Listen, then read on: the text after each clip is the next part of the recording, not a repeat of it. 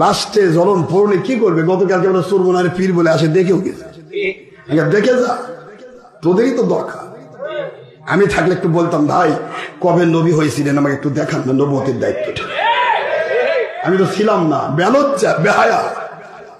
এই বেহায়া যে আমার দরবারে আসছে, শুধু আমার সামনে পড়লে বেহাক বলতাম, তুমি যে বললে তোমাকে ভোট দিলে নবী ভোট পাবে, এ ভাই তুমি কবে নবী হয়েছো ভাই, আমার একটু সার্টিফিকেটটা দেও। এই বেহায়া যাই কেমনে? লজ্জা নেই, নির্লজ্জ বেহা।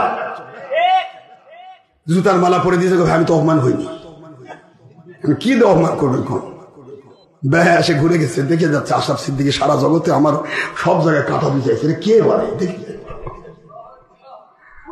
সারা বাংলাদেশ। আমি তো তোমাদের দরবারে জীবনে ওইদিকে মুখ করে পেশাবো করবো না, কারণ যেটা জালেম সেটার দিকে তো তাকাবোই না।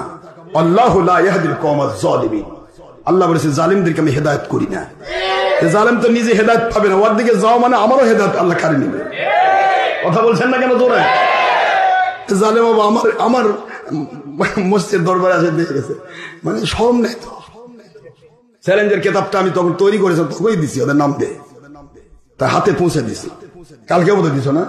ভালো করেছ, দেওয়া দরকার। এটা তো পড়ুক একটু, যদি আল্লাহ দয়া করে সংশোধন করে দেয়, কপাল যদি ভালো হয়।